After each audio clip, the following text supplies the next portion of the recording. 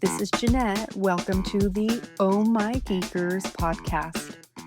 Today we have a special guest who is dear to my heart and to a lot of us moms who have special needs children. My beautiful friend Laura will be bringing awareness to autism as she shares a bit of her own experiences having an autistic son.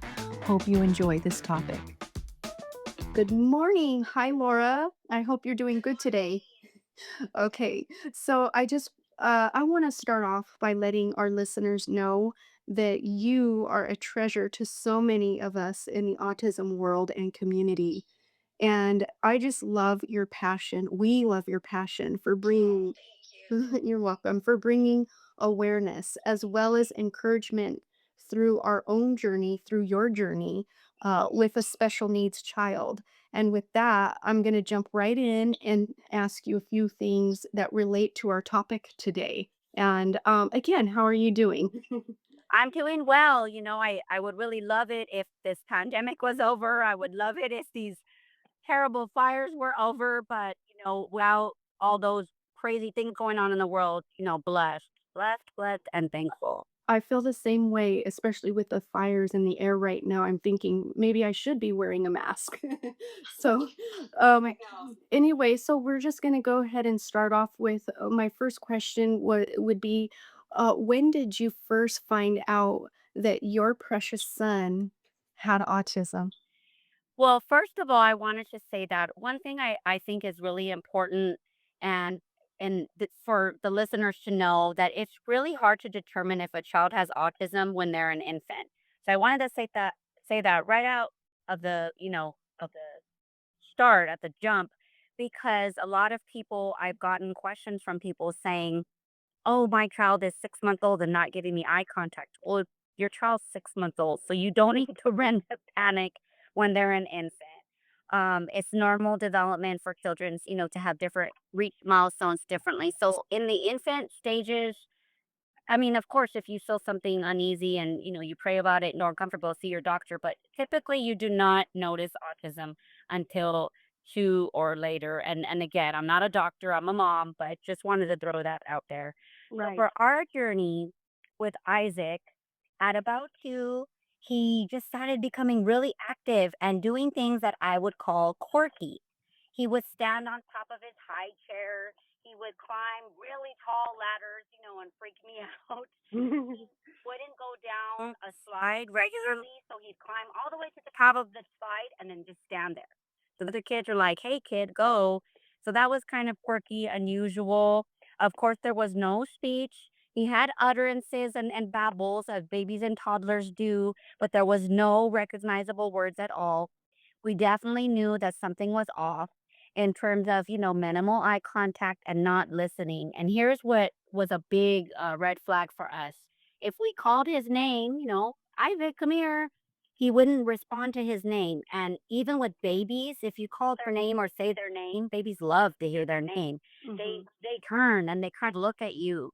So that was a big red flag for us was why doesn't he come when we call? Hmm. And so at 24 months, which is two, my husband definitely said, something is wrong, something is off. So we took him to our doctor, and the doctor was actually really mellow. He said, boys develop differently than girls. It's not odd for boys to be, later in talking than girls. Just keep an eye on him. Does he, how is he eating? How, is he crawling? Is he walking? So Isaac hit a lot of the regular milestones. So Hmm. our primary care physician was just kind of like, oh, monitor it. Wasn't concerned at all, but Chuck, my husband, was concerned. And so basically, I would say we recognize it at two, definitely at three. And at two, even though the doctor didn't seem too concerned, we started to pray. So from 2 to 3, we said, "We're gonna pray, and we're gonna ask God to open his lips and give him speech, and we're just gonna watch and see what God Wow. do." And then at 3, no speech. I mean, I can remember on his 3rd birthday being, "Okay, God," we kinda put out a fleece. He's 3, still no mama, daddy, ball, ice cream, dog, not no words. He's 3 now. So we said, "Let's At this take the next point, step." Did you know what autism was or So at that point, I did not think he had autism. I thought he had a speech delay. Mhm. And for our personal journey, my brother didn't talk until he was 4. And he was later diagnosed with Asperger's, which they don't diagnose people with Asperger's anymore. But just for the listeners, I will talk about that. So, Yeah. autism is a neurological disorder. They don't really know exactly what it is. It's just basically a bunch of things that they lump together and they say, you have autism. Mhm. But Asperger's, which again, they do not diagnose people with Asperger's anymore, but I would say again as a mom, not a professional, it's a Mhm. higher functioning Yes. form of autism where the person can kind of gel in society a little bit better. It's less recognizable. And so anyway, my brother was didn't talk till he was 4, and he was later at I think he was 40 diagnosed with Wow. Asperger's very late in his life. And so we started putting things together and going back in our mind's eye and saying, wow, he was so different and quirky and extra science, math, and, OCD to the core. I mean, just he had Inter already Mhm. Asperger's, autism, characterizations or whatever you call it. But Mhm. anyway, so with Isaac not talking, honestly, I wasn't that concerned. I'm a woman of faith. I said, God created my son special. He's not talking yet. What do? We pray. So we Mhm. prayed and prayed, and to answer the question, I knew what autism was, but I didn't think necessarily Isaac had autism. I Mhm. just thought he has a speech delay. So if my husband was on the air right now with me, he would say, "Oh, you were in denial." And we talk a lot Mhm. about this, and And we were yeah, we can all laugh about it. at that time, a lot of us moms that had met each other, at church, knew each other from church, we were all finding out at the same time, Isn't that and wild? we didn't even really understand. Yeah, it's such looking back now, I mean, we see God's providence, um, Yes, but, completely. I would say that I didn't even know at the time, when your son had autism, that my son had autism. I was just Right. finding out, and the way I found out was through something kind of like what we're doing now. Cheryl Broderston from Calvary Chapel was having, I forget what they call it. It wasn't a podcast, but it was something that they had on his channel, and she had some people on, and they were just talking about their, I think, grandchildren, and they had mentioned the spectrum and then a few different elements of, not elements, but characteristics of um, what the spectrum was. And that's how I was able to identify that. But even at that, a lot of us were skeptical because, he was so high, mine was so high functioning. And I think that that's a really good thing that you just Mhm. mentioned is to be skeptical because what do we know? We know that we know that we know. Psalm 139. Our Mhm. children are fearfully and wonderfully made. And let me just tell you, I hated the label, and I do mean hate. And if you know me, I'm the most joy filled person. I Mhm. don't really ever use the word hate, but I said, Mhm. do not label my child. My child Isaac is a child of the Most High God first. And any Mhm. quirk, any diagnosis, anything he has is second. So that was like it cut me to the core, and I did not let label. And then a friend of mine, a mutual friend of ours, Desiree, she told me, and this blew my mind. She said, "But Laura, the label imparts grace." It does. And I said, Mhm. "Whoa." And that just was a mind paradigm shift for me because I thought, I don't have to like the label. I could never like the label, but if I go into a grocery store or the bank or hiking in, a national park and I say, "I'm sorry my son got in your mix, with the social Mhm. uh challenges he has, he doesn't understand social cues or social spacing. I'm sorry my child, came up to you and Mhm. touched your backpack with a, Woody Mhm. the Pooh patch. He has autism." They say, "Oh, okay, we get Yes. it." So it Yes. does give grace. So I wanted to say real quick that because I don't know if some listeners would be curious, but I just felt led to say, so when he was 3 and we knew definitely that it wasn't just he's not talking. We started noticing more no eye contact, doesn't come when you call. Definitely different, majorly different than other children. House-wise, eating fine, walking fine, everything was fine from a physiological standpoint, Mhm. but we could tell he was different. So what we did is we went to the public school, Mhm. and again, he's 3. So I'm thinking, well, we'll get speech. Maybe they could come to the home, or maybe I could go to, a local public school preschool or something. That's what I was seeking help was with speech. So they said, oh no, well, we need to do a full assessment. So what they did is they did an assessment at this place called it was called CPAT, Special Education Preschool Assessment Clinic or something like that. Mhm. And so they assessed him and they said, we're not doctors, but we are educators. And they have some psychologists there. They said, we see in Isaac autistic like characteristics. They said, but we cannot tell you he has autism. I thought, great. Well, Mm. you haven't helped me down much. But he had to start preschool at 3.5. And in terms of a mama's heart, those Oh, years were so painful for I me. They were cannot imagine. so painful because I remember this one moment saying, God, I just wanted some speech help. But he has to go to school every day, 5 days a week. He's not even potty trained yet. And I was praying over him at night and I was said, God, I wanted to teach him his ABCs. I want to push him on the swing. I want to do little crafts with him. I want to teach him John 3:16. And it was just breaking my heart. And the Lord said, Laura, you've been praying and here's your answer. This public school help. So I Mhm. stopped and I said, okay, Lord. And he said, and guess what? There's a lot of I want in what you're telling me right now. But what about what I want? And I said, Mhm. well, Lord, okay, I'm hearing you. Yeah. What about what's best for Isaac in God ordained moments? And each this is what I love about the spectrum. Not only is each child different and they're on the spectrum, one might be moderate to high or severe. They've been God has given them this life. I always tell my son, you know what?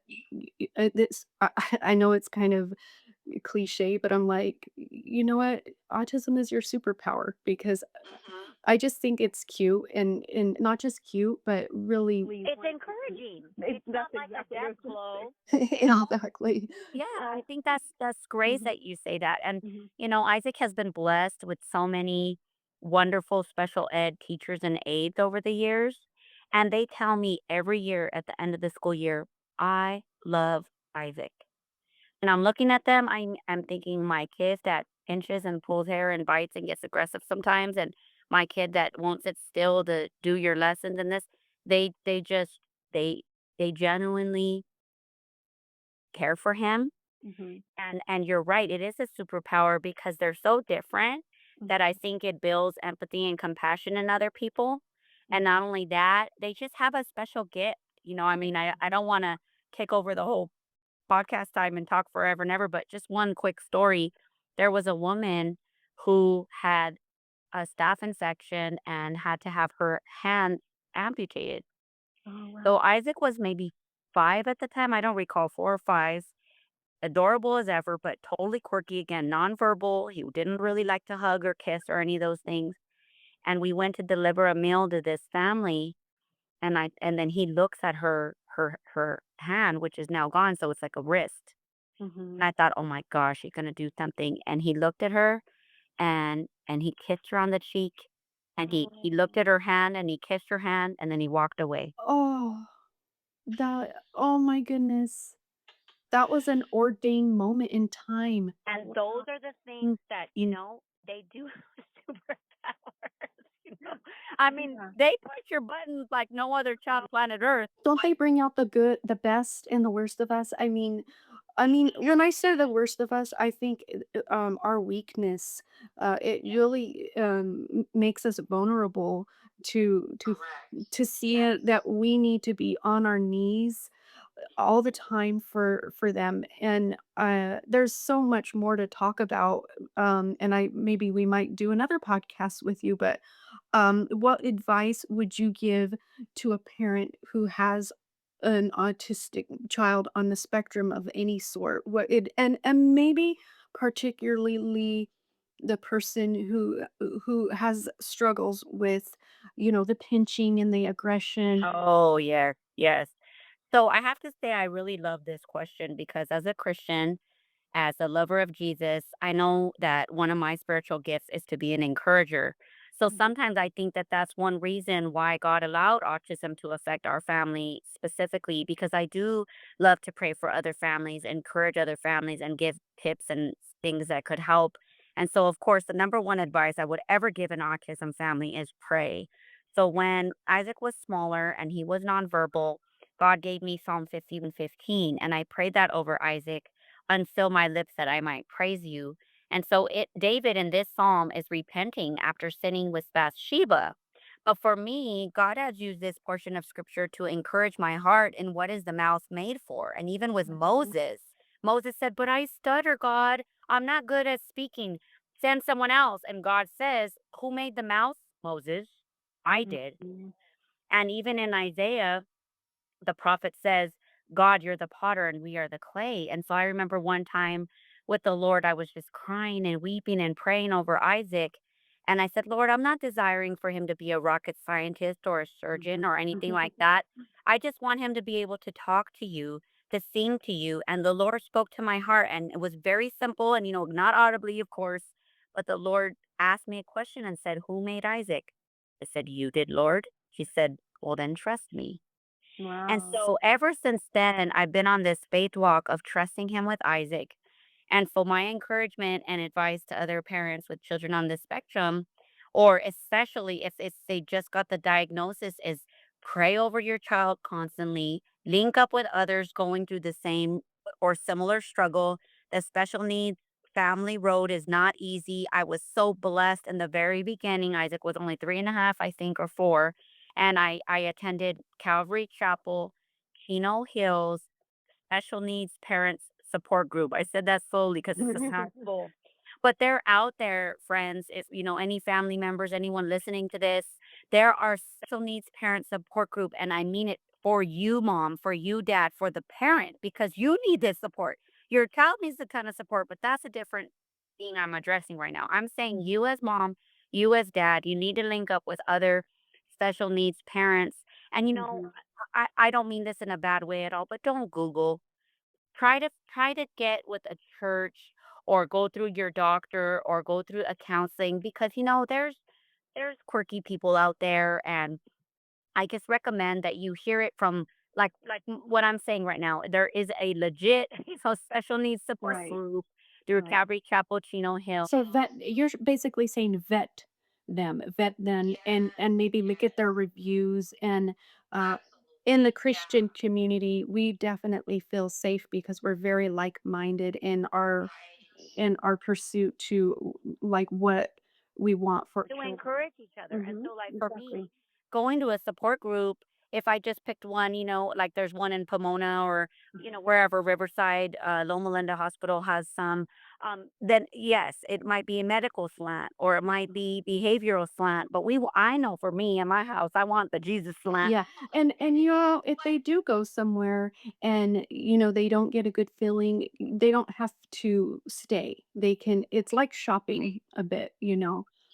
What are a spiritual parent or that is maybe no go what do you say to a parent who feels as though this is a curse or that they can't move forward and that their heart is so heavy and they kind of even see it as Like a uh, punishment or something. yeah, a punishment or a disadvantage in the world?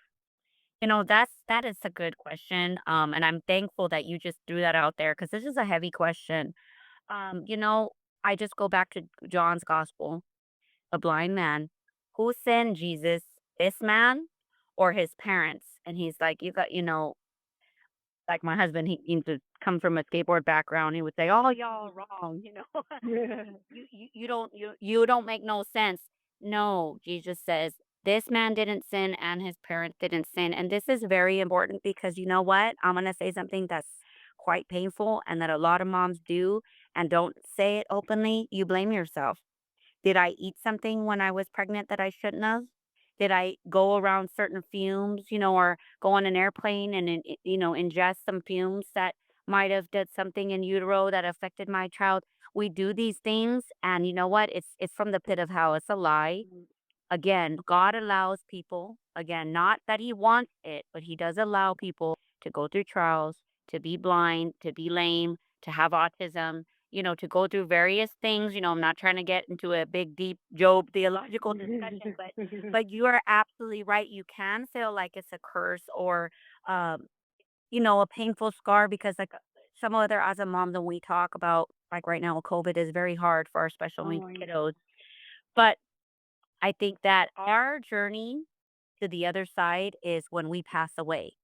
Because, you might have a prodigal child and they come back, and I'm not slighting that child to the least because that's Mhm. very painful. And I pray for prodigals. You know my heart, my dear Yeah. friend. But Yeah. what I mean is, our journey as special needs parents, even someone like my son Isaac, that's a little more severe or challenged, Mhm. that journey's, I'm going to always have that. That's your eternal blessing. That's what I tell people. That's your eternal blessing. And to know that Paul, one of the heroes of the faith, said 3 times, "Take this thorn from me," and Jesus said, "My grace is sufficient." It's learning to navigate your life with that thorn and to learn to navigate, and you're right, it is the blessing. I remember one time, I'll never forget this. I was in front of a grocery store and there was a young boy, and I believed him, young man, maybe 18, 17. And he said, "Do you have any money?" And I said, I always like to engage. I said, "Why do you need money? What's going on? What's your story?" And he said, "My mom has this new husband. He hates me and he kicked me out." And I looked at him and he goes, I just need food. I've been staying on the streets the last couple of days. I don't want to go back. This stepdad hates me. And I looked at him and I said, "You know what? I'll buy you some items. But before I do that, can I pray with you?" I said, "Look at this little guy in the cart right here." And Isaac was still like 3. So I had him in the cart. I said, "He can't talk." I said, "But God blessed me with this child and God uses his life. Look, we're here right now in front of this market meeting with you." I said, "He can't talk, but yet God's using his life and he has breath in his lungs." I said, "You have a future and God's with you." I don't remember what else I said, but God can use sort of the struggle of autism to Mhm. show people, hey, if you can endure this and get through it, with God's grace, I can too. And to go back to your question about the biting and the pinching, for friends that know me really well, that is the hardest thing for me because I've always prayed, and a lot of mamas that are praying moms do, "Lord, may my child be a blessing. May they not hurt others. May they, be good citizens. May they love you, Jesus, but their heart, soul, mind, and strength." So when he does act out and pull hair or bite his aid or pinch, it just crushes me. And I have to Mhm. take it to the Lord in prayer. Mhm. And my husband, my wonderful godly husband, he said one time, I was really struggling with this and I was crying. It gets me really blue. And he said, "But guess what?" He said, "God made the mouth to bite." And I Mhm. thought about it. He said, "Isaac is just using his nonverbal way to protest and express his Mhm. frustration. Mhm. It's not a good thing to do, but he's trying to tell you, I'm upset Mhm. right now." We could do that. I mean, how many times have we ourselves done that? Even with autism, having we can our frustration of even having a special needs child could come out of us and it could go back onto the child themselves. We could yell at them or get frustrated. Why aren't you picking that up so fast? And I told you to go right, not left. Or, where it brings turmoil. So we do have to be sensitive. And your situation, for the listeners, is a lot different, because there's a lot of neurological things going on. But I just want to say, we can't judge, other parents who have children that are autistic or severe autism, who have those neurological, things going on. We have to have grace on them, and get to know the child through the parents. And so I just wanted to throw that out there. No, and I agree, and I'm glad that you meant that because the listeners do need to know, that every child is different and unique, and so the label autism, it is a spectrum, and it's so broad and varied, and Mhm. so this is just, it's really just my story, Right. but I think it can bring a lot of hope and encouragement because, for example, my frustration and challenges with Isaac, I mentioned one is maybe the biting or pinching or pulling hair, but for someone else, it might be they punch the wall when they're frustrated.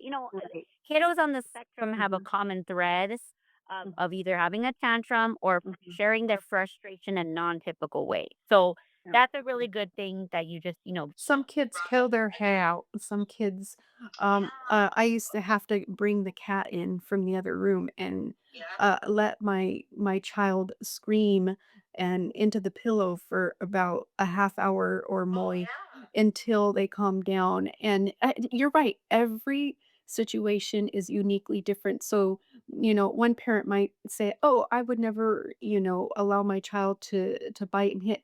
But we have to remember that each situation is different, and until we know the details of what's going on in that child's brain or with the doctor, we have with to all the we have support. with And all the support, yeah. going to the support too, real quick. My Isaac has been attending the Claremont Autism Center for therapy for ABA, which is behavior therapy, since he was about 3.5, 4, and they have helped him just overcome amazing, amazing challenges. They helped him with speech. That was a big one. They help him with eye contact. I mean, I remember one time a relative hadn't seen him in a while and they said, "Who is this? He's a different kid." They said, "He looked at me. He, can say hi." He was doing things that they hadn't seen, and again, there was a big time lapse, but I said, prayer, I said, and behavior therapy, and we call us friends in Claremont. That's what we call it. I don't tell Isaac, "We're going to therapy," Yeah. I say, "We're going to see our friends in Claremont," and he loved it there, and again, they believe in him. So I Mhm. think that's a big, important part of the journey is Mhm. having your child surrounded by a wonderful umbrella of support, the people that care for him, that believe in him. Just yesterday, Isaac had a little bit of an aggressive incident with the caregiver, and he went the whole day without lashing out or getting upset. And the end, literally, with 10 minutes to go, and I looked at her so defeated. I said, "We just got through a whole wonderful day." I said, "I'm so, so sorry." And she goes, "I enjoyed my time immensely with Isaac." She said, "No Those problem." those type of people are amazing. That is a calling, and I think people should take a step of faith out, through prayer, of course, and see where does God like you said in the beginning when God told you to put him in preschool, it's the same thing. Each milestone and each step is letting go of our child, all of our children, whether they have special needs or not. Eventually we are going to have to let go. And that's, I will say, as a mom of 4 kids and one with special needs, that has been the most difficult part of motherhood is letting go and taking a step of faith and trusting that they were born for such a time as this. And this leads me right into my next question.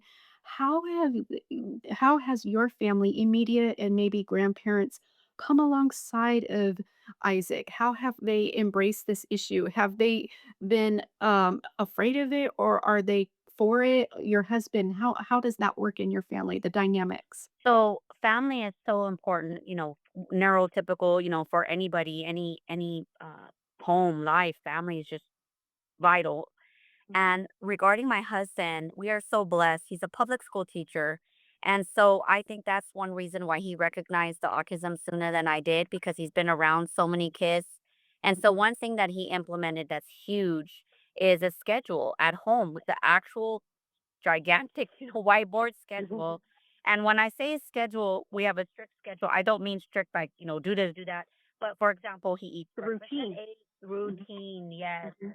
Breakfast at 8, snack at 10, lunch at 12, dinner at 4. And so this is actually hard for me because I'm the more spontaneous one. "Oh, I'm hungry. I'm going to eat at 2 today. But my husband implemented this schedule during COVID because Isaac was constantly going to the kitchen and rummaging through the cupboards, and my boy loves to eat. So the Mhm. schedule helped them. Okay, you want a snack? Okay, remember 10 o'clock a snack. And so I think that the schedule is huge. And, he'll be 13 in January. So you think, well, this is kind of more of a preschool thing. And again, non judgment. No, no, no. People with autism need these kind of schedules and routines. It helps them, like, the best way I could put it is be less anxious because knowing what's next, Stability. it reduces that anxiety and, yes, the stability. And so another thing I wanted to say about family is that my husband is the strong one, so he's sort of the salty one in the mix, and I'm the sweet one. I'm very nurturing, and Mhm. Isaac needs that nurturing mama, but then my husband Chuck is more stern, and Isaac needs that too. And so I'm thankful to the Lord for giving us a balance that we can work together to help Isaac Mhm. enhance his strengths and overcome weaknesses. And then what as far as family, a big part of autism and this journey and this faith walk, whatever challenges your child's going through is acceptance. So Mhm. like I said earlier, this is not like a typical health problem that you can maybe overcome with, some kind of medicine or treatment. In our point of view, Isaac will always have autism. Now, of course, we do and we trust that God can do miracles, but Mhm. we've accepted autism as part of his life, part of Mhm. his brain, part of who he is. So I think for parents, for families, aunties, uncles, ninos, ninas, grandma, grandpa, whomever, the sooner they can realize that we're not trying to cure this child, fix this child, we're trying to navigate and help them. To me, and again, this is just my point of view, the world is scary for Isaac. Mhm. When if anyone out there has ever watched the Temple Grandin movie, it's Yeah. excellent. I would Yeah. strongly encourage you to watch it because in the movie, Temple Grandin, she's explaining autism. Well, it's a dramatic or whatever, it's a movie about her life. But when she goes in the grocery store and then the door's opening and shutting, and then she sees the butcher knife and it's making that cha-ching, cha-ching sound, and then people are talking, and then someone over there snaps their gum and she just runs out of the store, with her Mhm. hands over her ears. And Temple Grandin has said overstimulation hurts. Mhm. And I'm sad, I'm grieved by that, but I'm thankful and I love that she said that because that helped me understand Isaac's world. I remember one time he was very small, we were at Disneyland and we were at California Adventure and he kept pointing and saying, "Truck, truck, truck." He could talk a little, but it was hard to understand. I'm like, "Truck? Is he saying truck? Daddy, no, truck." And he kept pointing and pointing. It was hot. It was somewhat crowded. He was in the stroller, "Truck, truck." And I realized, "Oh my gosh, he wants to go home." Oh, He wow. was pointing to the parking structure, it'll say, like, Mhm. "Parking lot this way." Yeah. And I said, "Oh, he's done. Truck." Mhm. You could see it on his face, even though he can't express himself verbally all that well, I clicked to me, and that's what we pray, "Holy Spirit, give us wisdom and discernment and insight to our kiddos." He was Mhm. saying, "Let's go. This is too much for me, mom." So you're saying, for people that are connected to your family, whether it's siblings or aunts, uncles, and that it's important to not force them to understand your child, but teach them by example to get down into their world and into what they see. And the best way to do that is to allow the family to understand that this is what he was born with. This is what God has given to him. And so this is our family, and this is how we are going to relate to him. And by example, because if you relate to your kids, by maybe making jokes about, special needs, or maybe if you relate to them as though, well, you're here on the bottom and we're up here, because then that might give the rest of the world, you know, that's it's kind of like if you had a sibling and your siblings didn't want to hang out with you around the friends, you would be like, Oh, right. It you it know, hurt. So I wanted to say something about the family too, because you mentioned extended family. mhm, So one thing that Isaac loved is sweets. He loves cupcakes.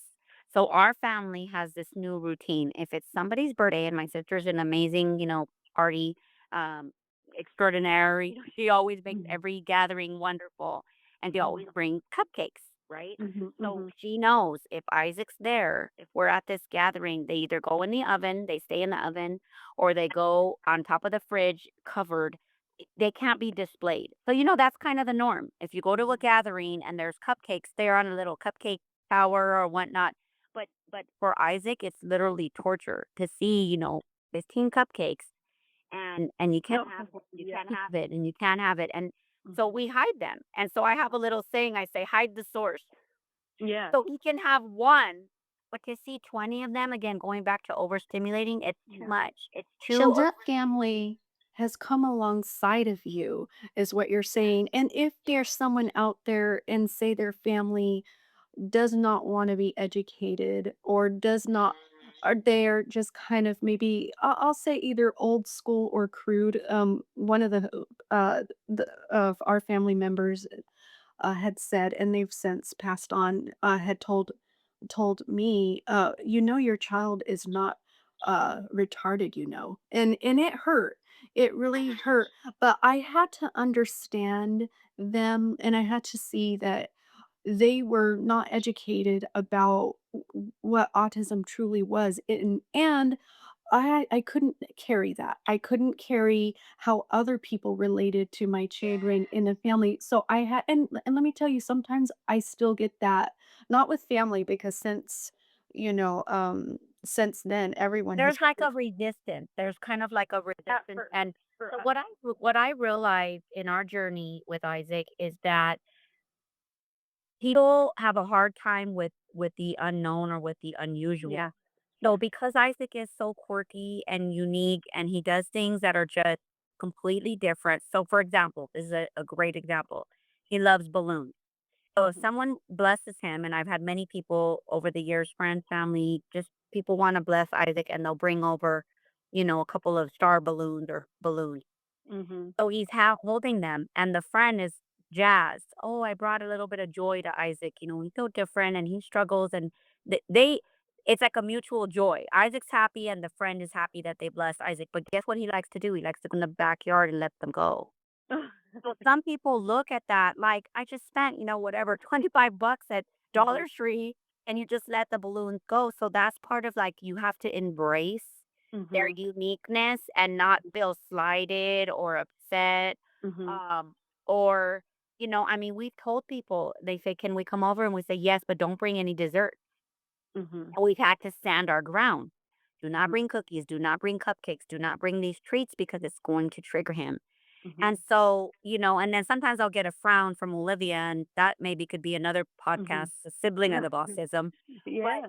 she'll Mhm, frown, oh, we can't have ice cream, we can't have cookies. And I just look at her and I said, not today. And it's really hard, but wow. those are the things that you have to set your own family boundaries. I mean, I know for a lot of people that, do love the Lord, you're not going to let your child listen to, Marilyn Manson or watch these crazy bloody movies, right? Mhm, Those boundaries are okay. But to tell us a relative don't bring dessert is not okay. No, this is my family and we know what's going to affect our children. So mhm, we have a right to say, now, when you're going to someone else's place, like a mhm, party. So mhm. we've been in a season where we don't really go to A parties. lot of And I soccer found, fans. Wow. yes, yes, exactly. And some people think it's kind of extreme. And I've had family tell me, bring Isaac. We don't care if he eats 20 cupcakes. I say, you don't care, but I do, because he's going to get a Mhm, tummy ache. mhm, So, so what I feel is that it's a very delicate balance. It's bathed in prayer, mhm, and you kind of pick your battles. So there's mhm, times where we'll go to the gathering and we know he's going to try to eat 4 cupcakes, and we say, you know what? This is so and so's graduation. We're just rolling with it. But then many of the times we say, you know what? We have to get a sitter. We can't go. We cannot take Isaac to XYZ event. mhm. It's hard. The social thing is super hard, and It could be a lonely road. it is so lonely because for me, I have wept. I mean, I don't think I've ever shared this publicly like this. I have cried, I have wept because I am such the social person, and to say, "I'm sorry, I can't go to your 3-year-old's, birthday party. I Mhm, would love to." It grieves my heart because I like those things.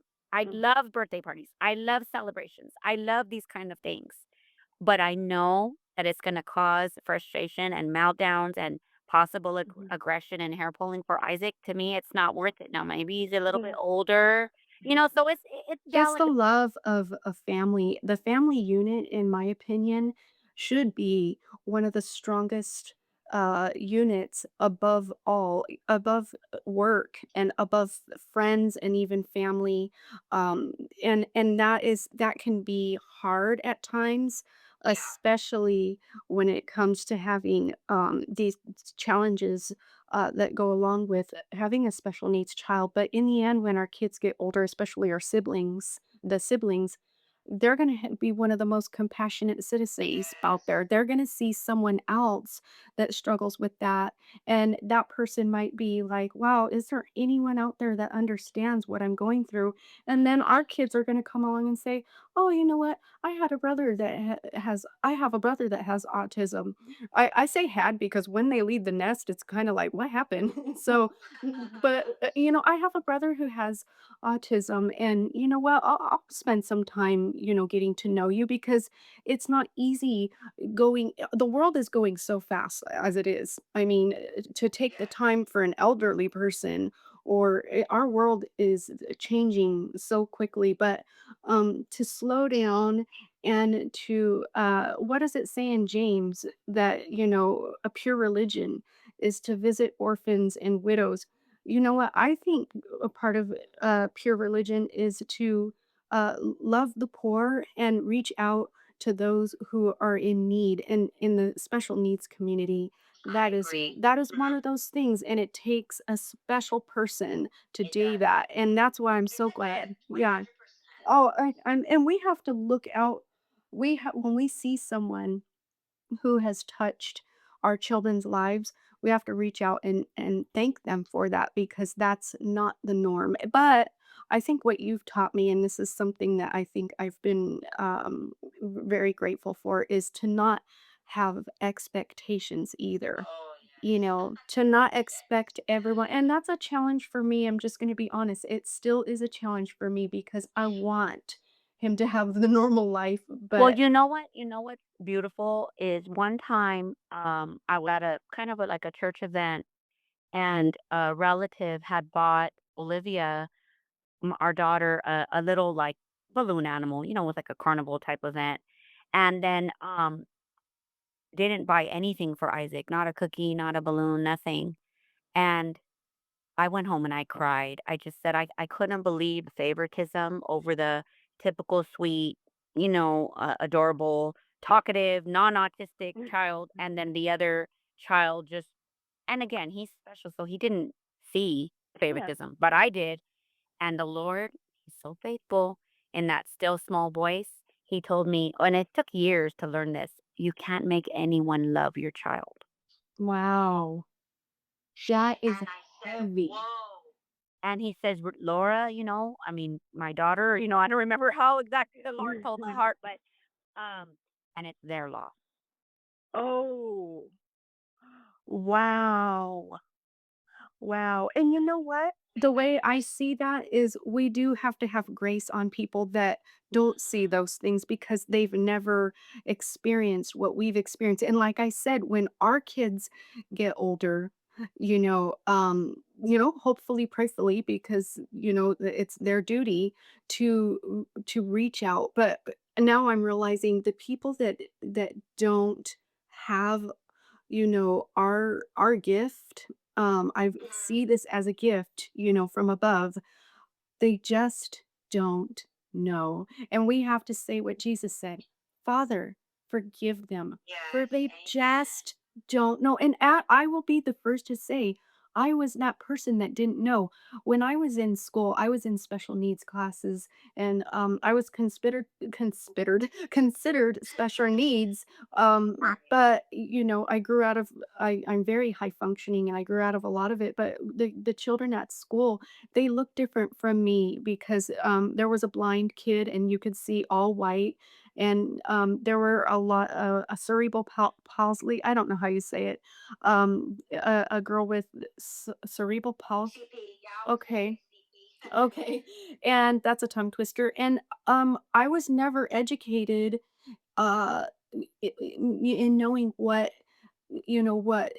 they had, or and so when they would come into the school or the cafeteria, I would scream, and I thought the kids were monsters. I really Oh, thought wow. I had probably watched a lot of scary movies by that time, but I literally no one had educated me, and Oh, they even sent me to the principal's office. I got detention over it and everything, and it wasn't until my mom had to get involved and she said, "No, my daughter really is scared. She doesn't know. Even my mom and dad had never taught me, this is a person that's blind, or this person, like, we have to educate our own kids. And that's what I love about what we're doing right now is Mhm. bringing up that awareness because I do recall one incident where my Olivia is always just a little walking advocate, and I just adore my daughter and thank God for her. But she was little. They're 2 years apart, so maybe she was 7 and he was 5.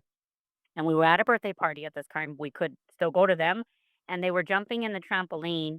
And I look at her and I said, "Remember, tell them about brother." Because somewhat more received from another child than from the Right. parent. So I t so they're jumping, and she goes, "That's my brother. He's different. He doesn't talk, but he's cool." And they're jumping, and I heard the little boy, and he said, "Well, I better not touch him because if I touch him, then maybe I won't be able to talk anymore either." Oh, wow.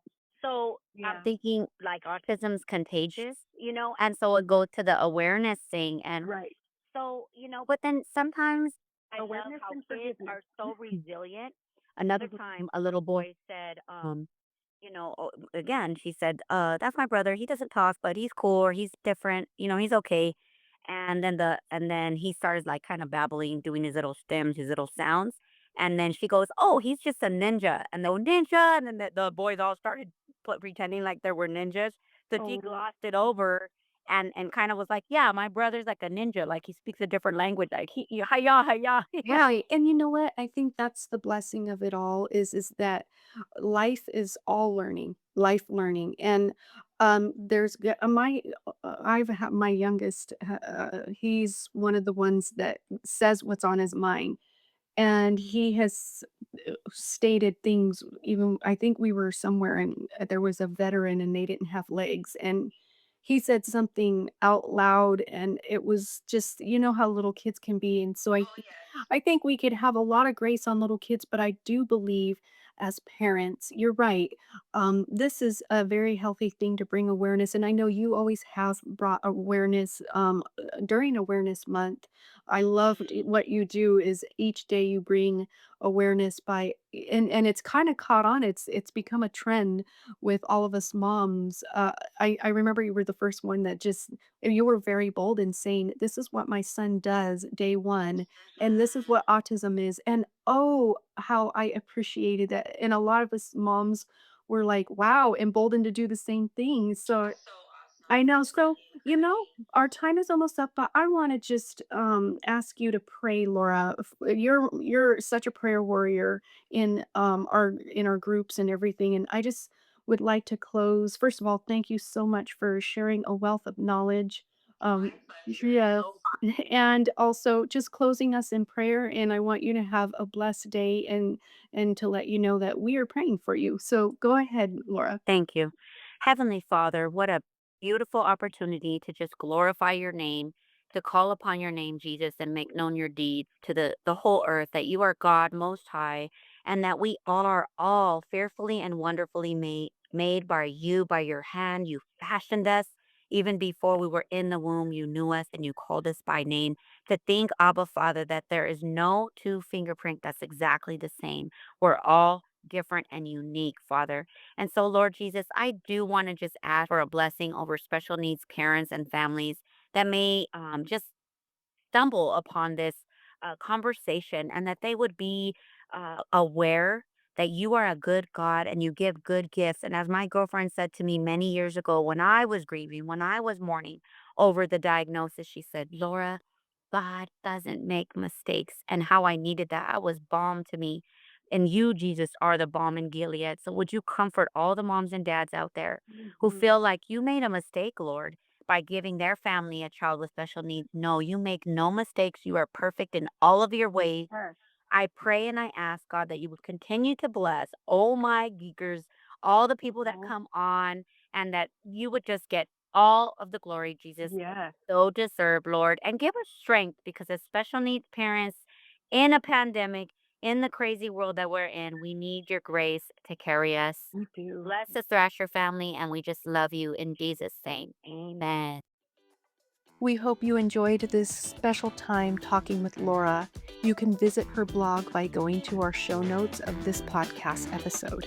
Don't forget to subscribe, leave a friendly review, and share with others who might benefit from listening to Oh My Geekers.